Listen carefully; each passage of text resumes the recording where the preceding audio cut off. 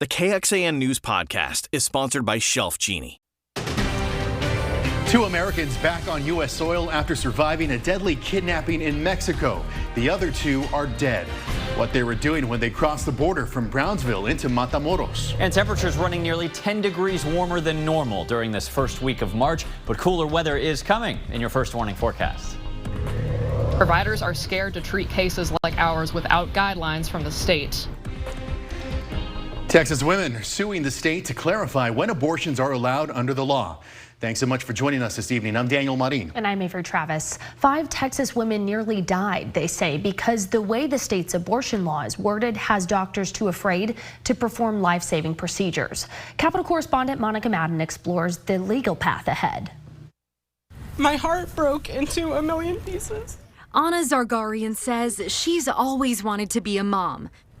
I didn't even know a pain like that could exist. But a complication in her pregnancy meant her child would not survive, and her doctors told her their hands were tied. All they could do was wait and see if I would go into labor naturally or suffer a life-threatening complication that would allow them to intervene.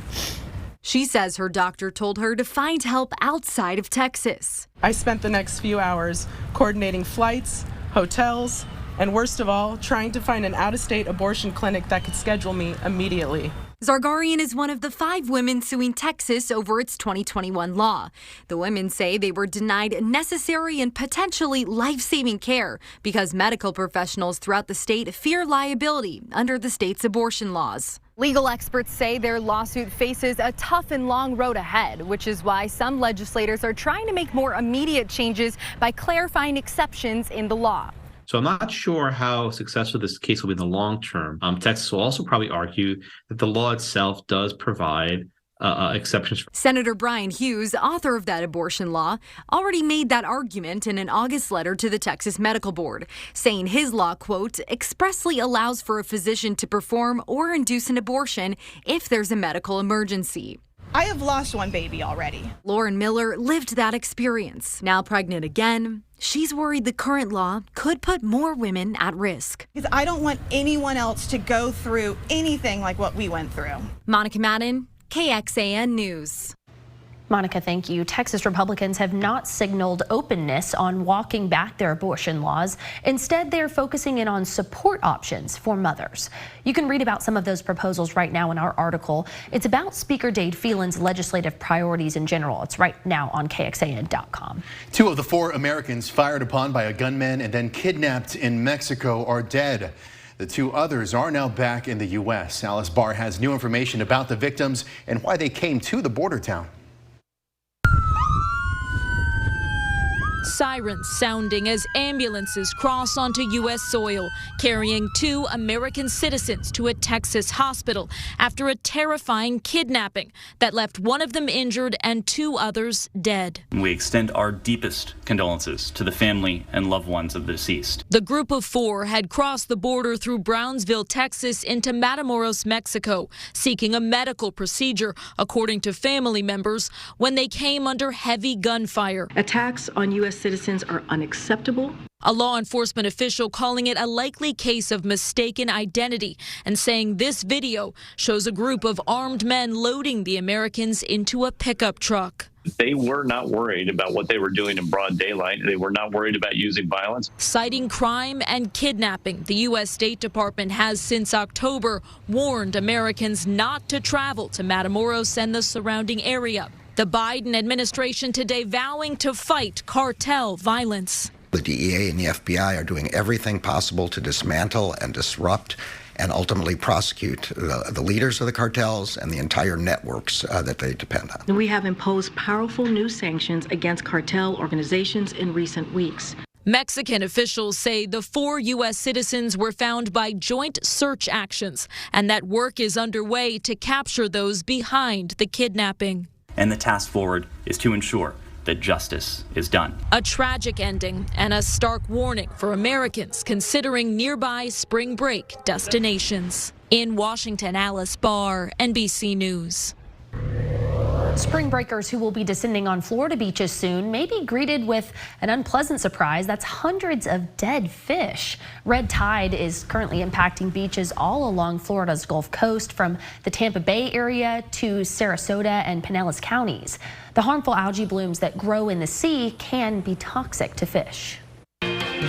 First warning weather with Chief Meteorologist David Yeomans. Well, another cloudy start to the day with some drizzle and fog early, but just as promised, the clouds slowly breaking up into some peaks of sun, especially west of I-35 this afternoon. It is still mostly cloudy, very warm and muggy this evening. 79 right now at the Palms Car Wash Cam in northwest Austin. I know you can feel the humidity. Look how high it is. Close to 70% humidity in Austin, 83% relative humidity right now on I-10 in Flatonia. But things are changing later this week. We've got a strong cold front dropping temperatures to jacket weather territory in Oklahoma City right now, and this thing is heading here, but the timing, it's going to take a while. We'll talk about when to expect it and when we warm back up in first warning weather. A 19-year-old charged with manslaughter and racing on a highway causing death. Austin police say Silverio Castillo Hortolano hit and killed a 49-year-old woman. That's Denise Maxine Cunningham. This happened on Valentine's Day. The crash happened on the service road of Ed Bluestein Boulevard, just a few blocks south of Martin Luther King Jr. Boulevard. Divers pulled a woman's body from a car early this morning in Lake Austin. This was in Terrytown near Walsh Boat Landing. Neighbors called 911 just after 3:30 this morning after hearing a woman scream for help. Rescue swimmers pulled a woman in her 30s from a submerged car. Police say they don't believe any foul play is involved. Well, the FAA is investigating after a runway incident at the Sarasota Bradenton International Airport. It says an air traffic controller cleared an Air Canada Rouge A321 to take off right at the same time on the runway that an American Airlines B737 was cleared to land. This was back on February 16th. After the controller advised the American crew that the Air Canada plane was departing, the American flight crew discontinued their landing. The FAA does estimate the planes were about 3,100 feet apart right when the American flight crew began to climb out. Well, meantime, the Justice Department filed a lawsuit today to block the JetBlue Airways takeover of budget carrier Spirit Airlines. The impact of this merger will be particularly harmful for travelers who rely on what are known as ultra-low-cost carriers in order to fly. Those include working and middle-class Americans who travel for personal as opposed to business reasons and who must pay their own way. Now, if the $3.8 billion sale goes through, it would eliminate Spirit Airlines, the largest ultra-low-cost carrier in the U.S. JetBlue would become the nation's 5th largest airline, which it says would allow it to better compete with the major airlines. 2 more eye drop brands are being recalled. Which brands to double check in your medicine cabinet, because one of them could cause vision loss. Last fall, voters said no to major school bond proposal, and now Leander ISD is looking at new options, and some parents don't like what they're hearing. And what military leaders are saying after members of Congress press them on whether enough is being done to protect the mental health of service members. The husband of Vice President Kamala Harris will travel to Austin next week to speak at South by Southwest. Douglas Emhoff will discuss gender equity and advancing women's rights in the U.S. and around the world. Emhoff married Harris in 2014. He previously worked as an entertainment attorney, but left his firm due to concerns about conflicts of interest. He's also the first Jewish spouse of either a U.S. president or vice president. And the South by Southwest Festival kicks off Friday, and several downtown area roads will be fully or partially closed for a week and a half. We've got a map, a full list, and a guide for you on how to get around the festival for you at KXAN.com. Now, that includes shuttle times and walking maps. The FDA says 2 more eye drop brands are now being recalled because of contamination risks that could lead to vision problems or even blindness. PharMedica's purely soothing 15% MSM drops are over the counter. They're meant to treat eye irritation. Apotex is recalling 6 lots of prescription drops that are supposed to treat glaucoma. There's no indication right now that these eye drops are related to a different brand of eye drops made in India that are linked to an outbreak of drug-resistant infections. Well, another day with 10-degree above normal temperatures. We've gotten used to these over the past couple of weeks. Highs so far in the city hitting 81, average is 71. At the airport, very similar, hitting 80 degrees. Thankfully, those records are pretty hard to catch these days at 90 at ABIA. Coming up, your first warning forecast with a cold front this week and a stronger one next. This KXAN News podcast is brought to you by Shelf Genie. I'm Rosie Newberry from KXAN Studio 512. Considering replacing your kitchen cabinets? Struggling to find or reach things? Go to shelfgenie.com/Austin. Shelf Genie designs custom pull-out shelves for your existing cabinets, adding convenience and value to the most used room in your home. Shelf Genie custom pull-out shelves, everything in reach. Leander ISD needs to decide if it should close 2 of its schools.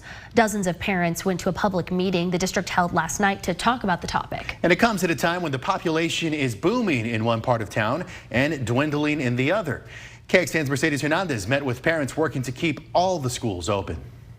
This packed Leander ISD cafeteria hosted parents instead of pupils Tuesday night for the latest public forum on the district's 10-year plan. And parents got a little fired up.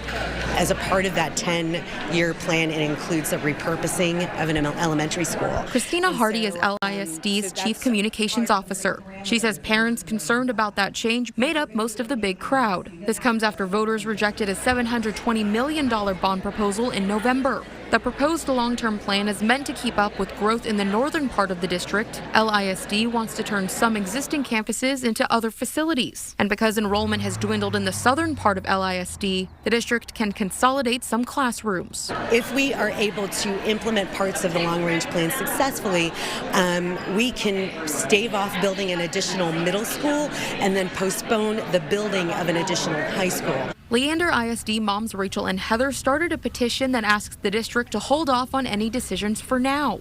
They say the district lost enrollment during the pandemic that it's yet to gain back. Superintendent Bruce Gearing mentioned that in Tuesday's forum. A little over 1,000 students that we lost during COVID. They say their part of town is set for a boom, and depending on when their school is repurposed, overcrowding could become a problem. We're seeing a big increase in the population of young kids, and if you take away our schools, where are you going to put them? In Leander, Mercedes Hernandez, KXAN News.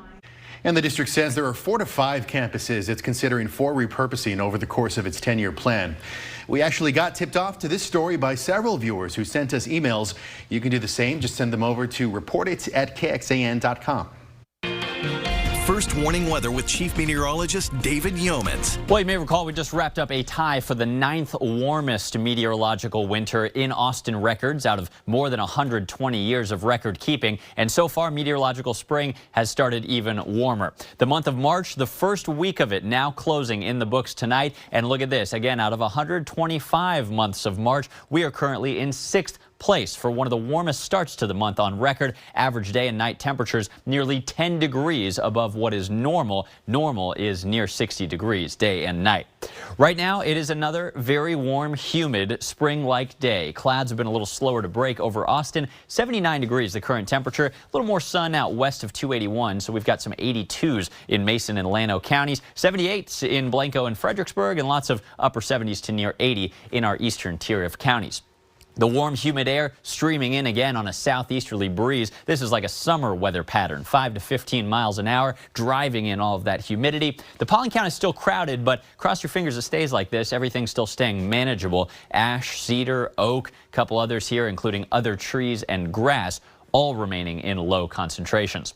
Not much to show you here locally except for a few showers and thunderstorms up in the Panhandle and in Oklahoma. But here's the weather pattern. It's kind of interesting over the next few days. Big high pressure, again a summer-like pattern, parked over the Gulf with humidity streaming in on the west side of it because of the clockwise flow that we see. Now at the same time, this southeast flow is actually holding off a different wind, a north wind coming into the Panhandle with a strong cold front parked not far from San Saba Wetumpka and Lampasas counties this evening. Look at this. It's 93 in Laredo, but 50 degrees in Amarillo, even some 40s in Oklahoma.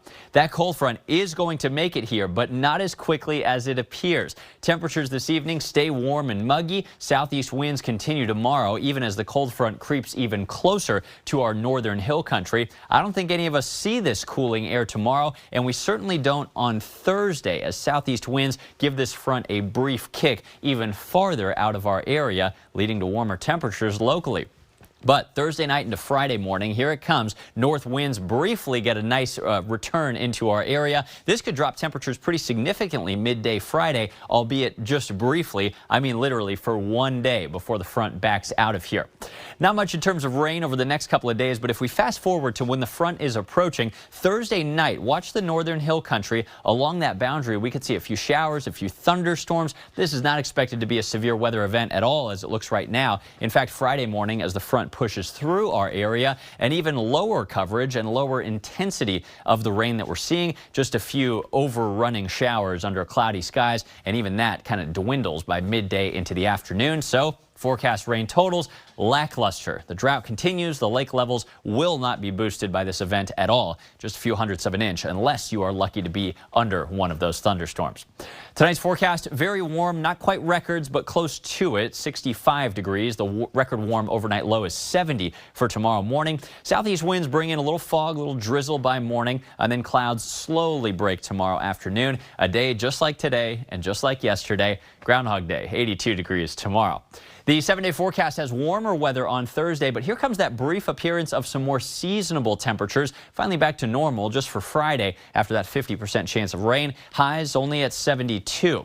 But warm winds bring back the humidity and the 80s as we jump our clocks forward an hour for daylight saving time this weekend. If you are in the market for some cooler spring weather, I think a front early next week will be more successful in bringing some. Highs near 70 next Monday and Tuesday, and low temperatures chilly back in the 40s. David, thank you very much. Well, just ahead, what military leaders are telling lawmakers about their efforts to improve the mental health of our service members. Weight Watchers is getting into the prescription weight loss business. It's purchased Sequence, a telehealth operator that can prescribe medications under brand names including Ozempic, Wegovy, and Trulicity. Weight Watchers stock jumped more than 31% this morning after the big announcement. Well, senators today took a deep dive into gaps into military health care. President Biden will release his proposed budget later on this week. As Jesse Turner reports, the Pentagon's top health officials revealed their efforts to combat what many call the biggest issue facing service members: mental health.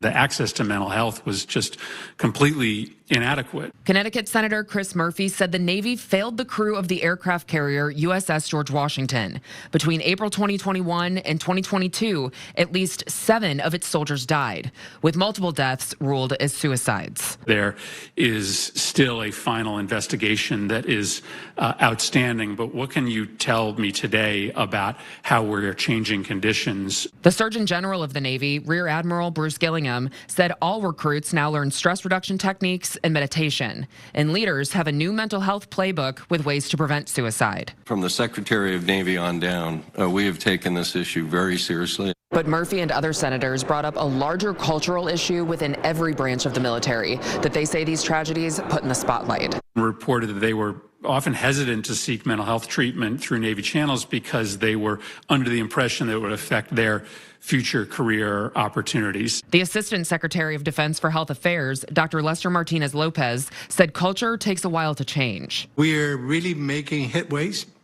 but we're not done yet. Martinez-Lopez said the Pentagon is taking a public health approach to mental health to make asking for help easier for service members and ultimately save lives. Mental health is health. It's like anything else we need. In Washington, I'm Jesse Tenor.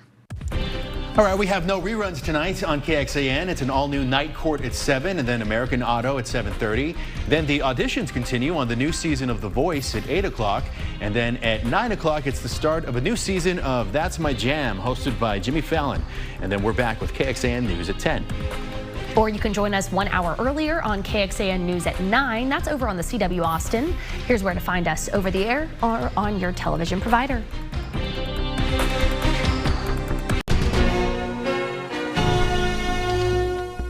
Thanks for listening to KXAN News Nightly. You can also listen to KXAN News Today every morning for more in-depth coverage of what matters most to you.